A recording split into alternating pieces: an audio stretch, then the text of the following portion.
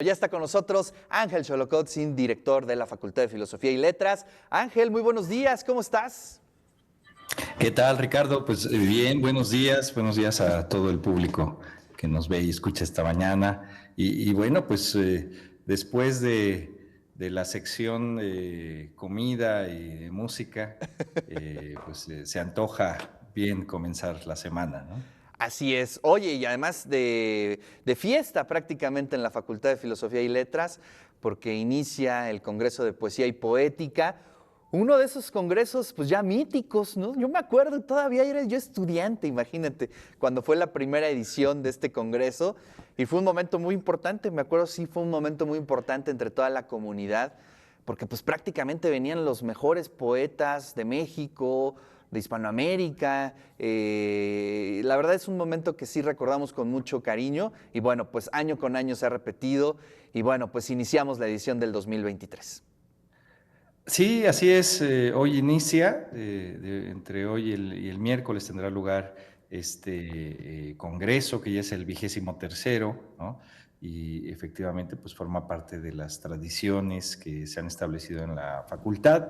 Pues precisamente el ámbito de las humanidades vive de tradiciones, ¿no? Y una de ellas, pues, es este congreso. En esta ocasión se va a conmemorar el primer centenario de Rubén Bonifaz Nuño, y bueno, gran parte de las exposiciones pues tendrán lugar alrededor de su obra, ¿no? De forma expresa, pero también este congreso es importante porque busca reconocer el trabajo de las nuevas generaciones mediante un premio que también forma parte de los eventos de este congreso, que es el premio Filosofía y Letras, que anteriormente se otorgaba en 3 rubros, que era ensayo, cuento y poesía. En esta ocasión solamente se va a entregar en el rubro de cuento y poesía.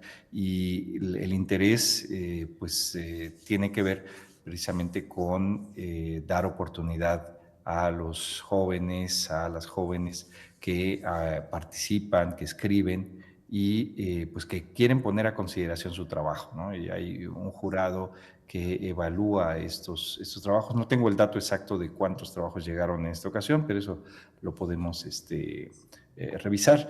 Y bueno, pues en general a mí me parece que es importante que se abra este espacio, un espacio para pensar el ámbito de lo poético, por eso lleva ese nombre, ¿no? De Congreso Internacional de Poesía y Poética, porque pues algunos filósofos piensan lo poético como la esencia misma del lenguaje, ¿no? Claro. En qué medida el lenguaje pues ha pasado a ser en el ámbito de la cotidianidad una cuestión en donde se pierde precisamente lo determinante, lo esencial, que es la palabra misma, ¿no? Y más bien queda subsumido a otras funciones, ¿no? Como el ámbito de informar, el ámbito de comunicar, cuando tenemos un espacio para pensar al lenguaje en tanto lenguaje, ¿no? Y eso es precisamente el ámbito de lo poético, ¿no? Entonces yo creo que este espacio que se abre ya desde hace 23 ediciones, pues tiene que ver precisamente con eso. Claro. Y bueno, pues en el caso de Rubén Bonifaz Nuño, pues nos conecta con distintas tradiciones, ¿no? Él trabajó mucho la mitología, la plasmó desde traducciones hasta la reinterpretación de los mitos. Es uno de esos poetas que, bueno, desde verlo físicamente nos impresionaba, ¿no? Era un tipo hiper elegante, cuidadísima su estilo, con un humor increíble, gran poeta y además, pues gracias a él tenemos esa oportunidad de dialogar con lo antiguo, con la mitología, que también es algo muy importante.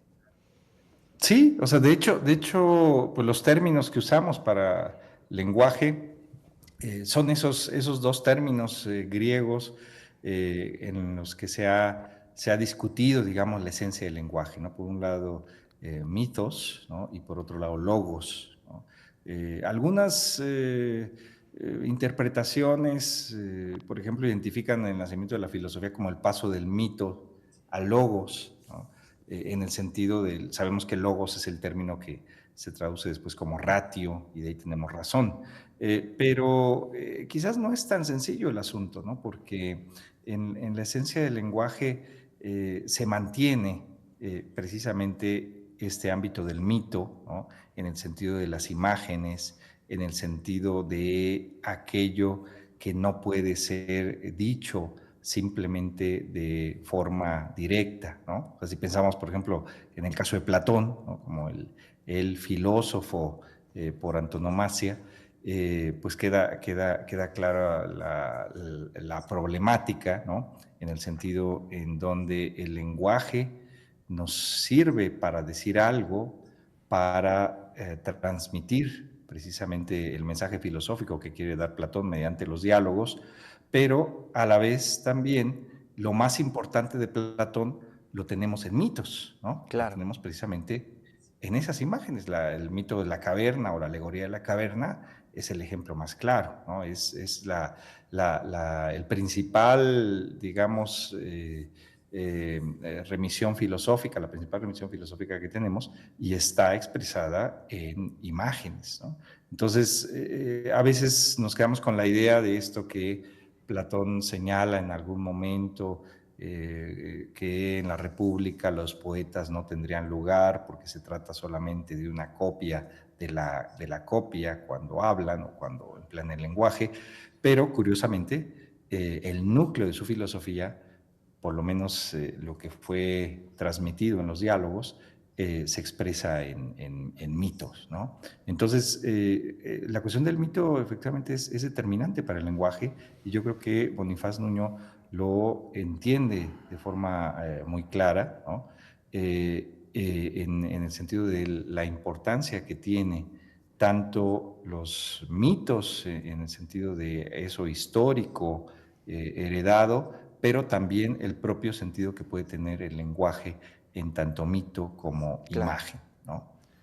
Y el otro sentido que tú señalabas también, la traducción, que lamentablemente a veces las traducciones se ven como un asunto secundario, como un asunto mecánico, como un asunto técnico, y no es así. O sea, No, por supuesto. realmente la traducción es un trabajo filosófico prácticamente, ¿no? Es el transmitir algo que es pensado en un idioma, pasarlo a otro idioma a partir de los elementos que se tienen. Y efectivamente, pues no es ninguna cuestión mecánica, es un asunto que incluye imaginación, es un asunto creativo, y lo que hizo Bonifaz Nuño con todas las traducciones y el impulso que dio las traducciones de los clásicos, pues fue determinante Sí, para maravilloso. nosotros. Pues ahí está un poco de lo que sucederá. A las 10:30 estoy viendo que es la inauguración. Vas a estar tú, Víctor Toledo, Leticia Luna en la inauguración. Y de ahí se arrancan todas las mesas, que se va a poner buenísimo. Estoy viendo aquí la canción popular en la poesía de Rubén Bonifaz Nuño con Jocelyn Martínez Elizalde. También digamos, la siguiente conferencia es Rubén por nosotros, de Vicente Quirarte, ni más ni menos, ¿no? Gran poeta. Ujú. Le seguirá también La venta de José Carlos Becerra, Vida y obra de Rubén Bonifaz Nuño, de Paloma Guardia. Pues ahí prácticamente inicia todo este congreso lleno de poesía, de reflexiones, y bueno, pues ahí estaremos atentos. ¿Se va a transmitir por Facebook Live, Ángel, o solamente vamos Sí. en presencial?